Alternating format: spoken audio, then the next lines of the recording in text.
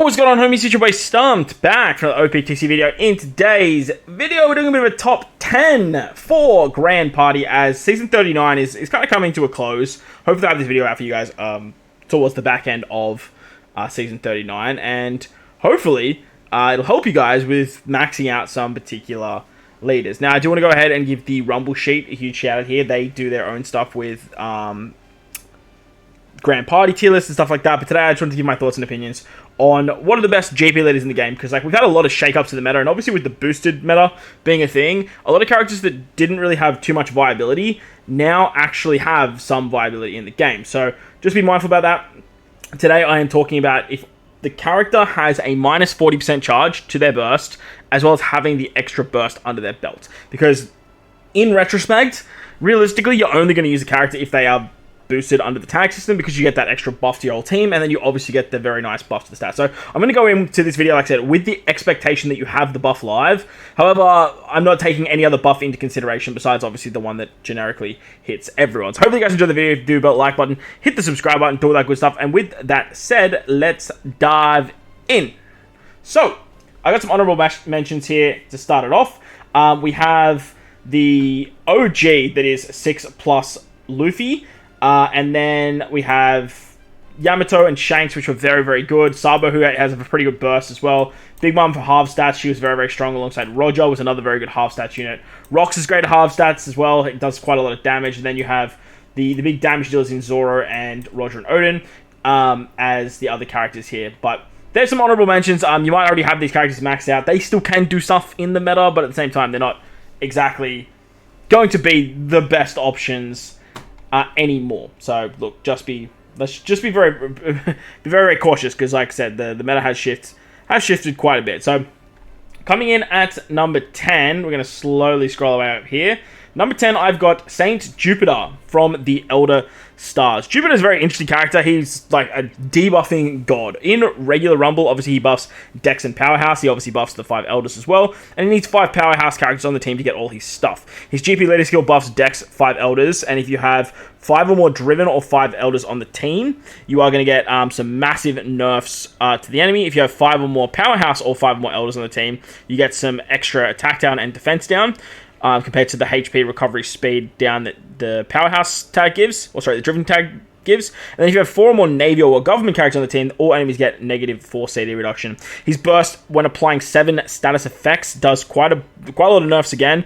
All enemies attack down level 8, defense down level 8, and forces out to 100% chance of 2 enemies. And then targets 3 high CT enemies of 100% chance to action bind. He can use his burst 3 times, and with this, goes up to 4, and the reduction of the 40% allows you to get this a lot quicker than obviously the 7 times. But the problem with Peter is he's very restrictive in team building. Like, you realistically want to have 5 Driven, 5 Powerhouse, or you just run the Elders team, or you have Navy characters on there. And it's very, like, not capable, not easy, I don't know how to word this. It's not easy to do, but he has the capabilities to do so. Stuff like the Dex team has a lot of Navy characters on it, has a lot of Powerhouse characters, a lot of Driven. You can kind of mix and match there. Strength obviously have a lot of Powerhouse and Driven. You have like the Powerhouse Driven Matrix sort of team, but it's very hard to get all 3 of them onto one team. In saying this, though, you don't have to get that to work on every single team, but the problem with this guy is he's not doing a lot of damage with his burst. He's not really cleaning up fights or anything like that, and it's quite hard to get his burst off unless you're building the teams in a way that's bespokely benefit him.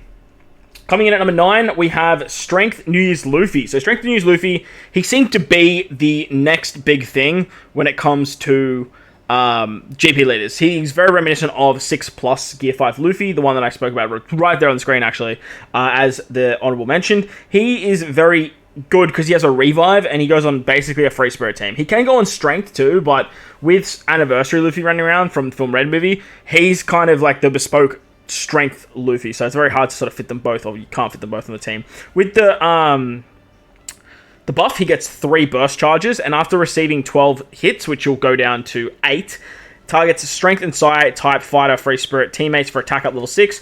Targets all enemies for an attack that bypasses defense at 2.5 times. And targets 3 Psi or in enemies for 6,000 damage. So if you're versing any Psi characters in characters, you're basically going to kill them, which is awesome. Strength and Psi characters get attack up and HP up. CT speed up level 3. Fighters in free spirit get HP speed and defense up. So ideally you want to be building like Psi teams that are free spirit or fighter. Strength teams that are free spirit fighter. Or even just going with a strength fighter or free spirit team. Problem with this is that Free Spirit has fallen off. Big thing about Peter as well is the Dex team isn't exactly there right now.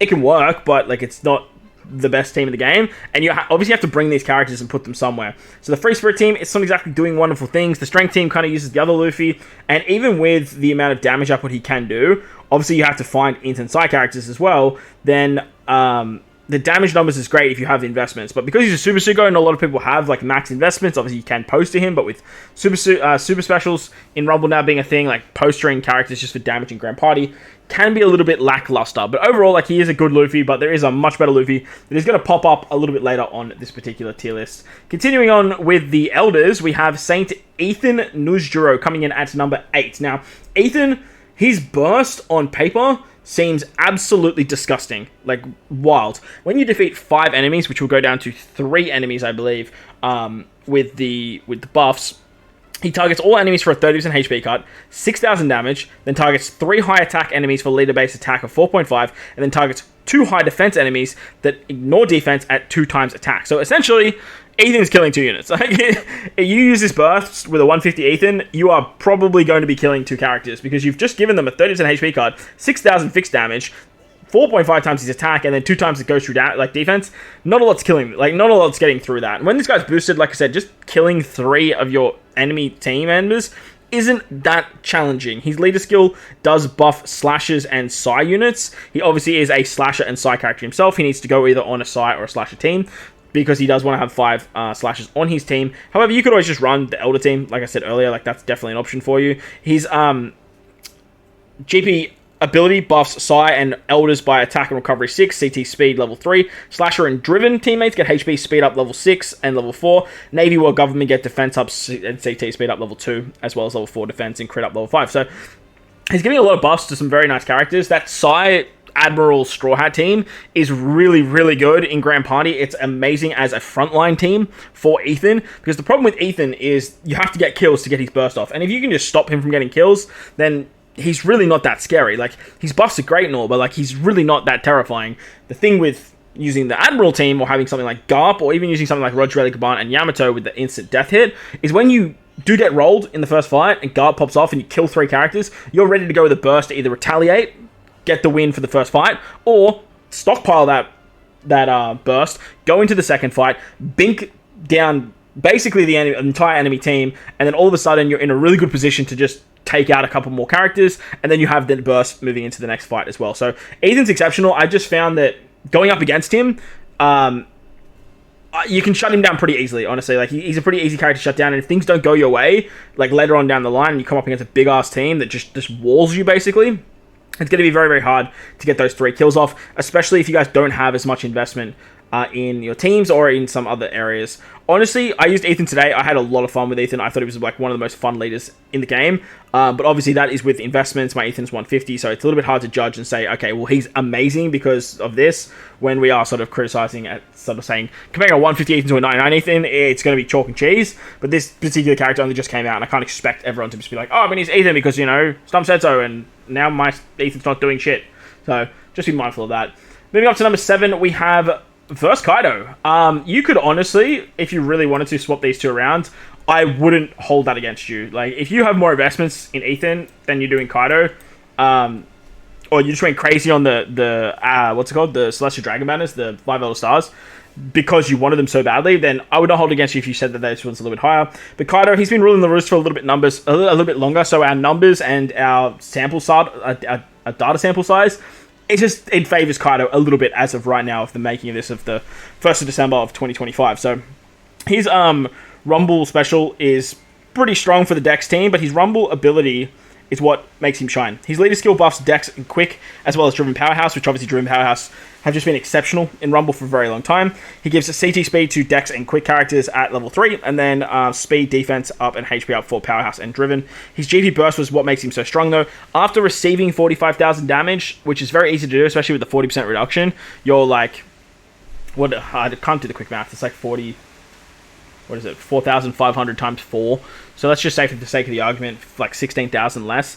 It's around 28,000. Let's just go with that. So after you take 28,000 damage, you can use this burst 4 times. 4 times. It's just wild. Targets Dex, Quick, Driven, Powerhouse teammates for attack up level 7. 2 enemies with 99% or more CT charge for 100% chance to force out for 10 seconds, and targets 3 enemies with high HP that ignores defense at 2.5 times. So you have a 150 Kaido, just like I was talking about with these other characters, he's going to hit ridiculously hard. But the real draw to this unit is that you are guaranteed to force out two characters basically instantly. And the idea of Kaido is you really want to time his burst.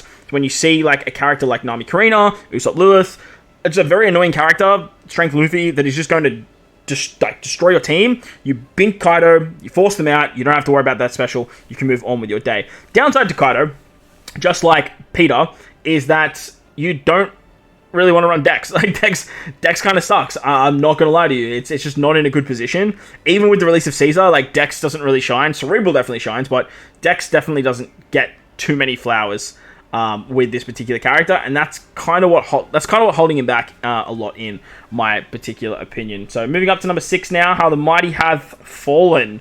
How the mighty hath fallen indeed. We have Int Luffy. Int Luffy still holds terrific value, and if you have him maxed out, I don't disagree if you guys have him all the way up, maybe say 4th or 5th on this particular tier list. I can't argue with that, but for myself and sort of my playstyle, having these characters all maxed out and using them with this new system of the tag buffs, Int Luffy's definitely starting to not fall off, but be overtaken by a bit of a power creep. He's still an absolute demon, though, as a leader.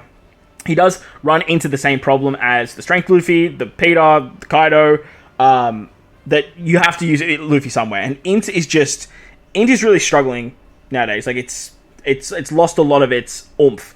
After receiving 52,000 damage, which will go down by about, let's just say for the sake of the argument, 20,000. So I've taken 32,000 damage, which is a little bit more than what Kaido needs to take. So you can kind of they kind of fight each other quite well, ironically.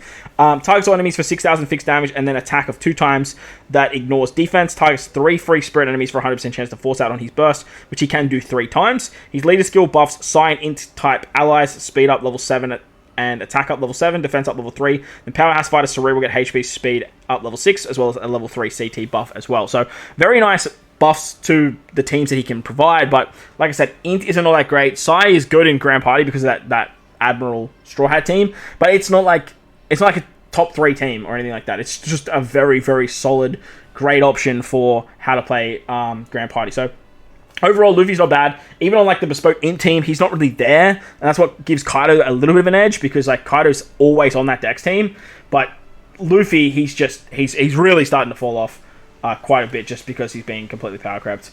Coming into the nitty gritty, we've got number 5, which is Whitebeard and Ace. Now, Whitebeard and Ace, when we first read their kit, was just so bad, but this whole new tag system has completely revitalized the character. And the reason it's completely revitalized the character is because their burst was basically unusable. It was one of the strongest bursts, if not this strongest burst in the game when they first released, but you could never get it. And it was just like, what's the point of having this burst? And if you did get it, you'd only be able to use it once, which therefore you would only guarantee you to win in 1 fight when you need to win 2 to win the 2 out of 3. So it just made absolutely no sense. But their leader skill buffs Quick, Defense, and Speed up level 6. Powerhouse Fighter and Driven teammates get Attack up level 6, CT up level 4, which is a massive, massive buff. And then his GP burst, which you can do twice, which will go up to 3 times. So you can use it 3 times when 6 teammates are defeated. So this will go down to 4 teammates being defeated, I believe. It might be 3. No, I think it's 4. I'm pretty sure it's 4. Once you lose 4 characters on your team, you get access to this monstrosity of a burst. Targets Quick, Powerhouse Fighter, Driven teammates for attack up level 10. All enemies take a 70% HP cut, 100% chance to halve stats, and targets 4 enemies with the highest CD for attack times 4. So essentially what this is saying is that there's a really good chance that the Whitebeard and Ace burst is going to retaliate and kill 4 enemies. You kill 4 of my guys, I'm gonna kill 4 of your guys. Basically, that's what it's saying. The massive downside to this particular character is the fact you have to find a spot for them on the team. And this character's ass to rumble, man. Like, they're so bad. At least, like, Int Luffy, Kaido, like, Strength Luffy, they all have the ability to be a powerful character on the team. Whitebeard and Ace does not. The upside that Whitebeard and Ace does have, though, is that they can just slide onto the Quick team in the back, throw them on the bench with the powerhouses of, like, Quick, Luffy, Enel, like Enel Boa, S-Snake, Pika, Blackbeard. You just throw them in the back there because you have a spot for a legend, and then you're good to go. Downside to this, though, and they're a fighter character. Downside to this, though, is you are taking up a quick slot, which means Boa does struggle a little bit on that team, so you might have to sort of look at replacing her with something like Cross Guild. And then you're also looking in the fact that you have Luffy on the team, so like why not just use Quick Luffy as a leader, which you guys bet your ass he's going to be up closer to that sort of top 3 echelons. So Whitebeard and Ace, like they're fantastic. Like, definitely a very good leader. They buff a lot of very good teams. Obviously, like Driven Powerhouse is still pretty good. The Shooter team has a lot of fighter characters on it, and then obviously the Quick team itself is just going absolutely crazy right now. So I definitely want to give Whitebeard and Ace their flowers. I do think they're starting to fall off a lot as well. Everyone on this sort of like the 5, 6, 7. Yes, I said the thing.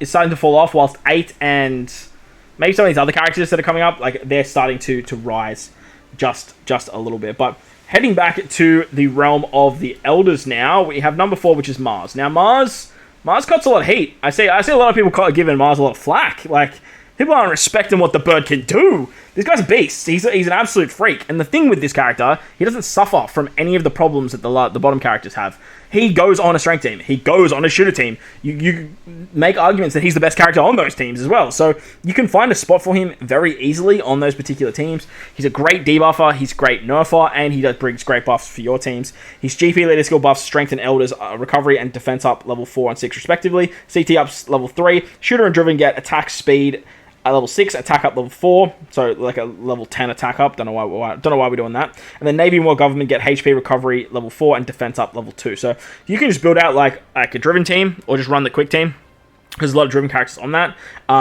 You also got Warcree that can go on that team too with the 5 elders.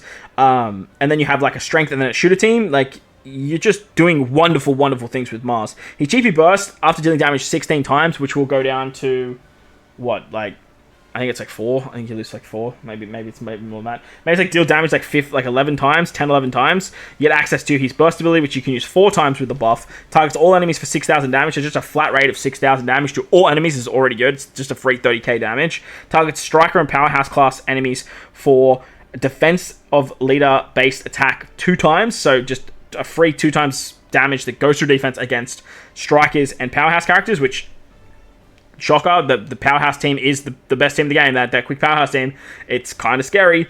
And then if there's any strikers floating around too, you can just do some fun stuff to them, like Roger Raleigh Gabon, the striker team if it pops up. It's just weird the strikers is there. And then target strength, driven, and shooter teammates for a CT buff of 40%. So you just give your whole team a 40% cooldown buff, and when you're running the strength team, you just bink Mars frame 1, and all of a sudden, you have Kobe and Uta, who's going to give more cooldown, and then strength Luffy's like, hello, how you going, after taking 6,000 damage?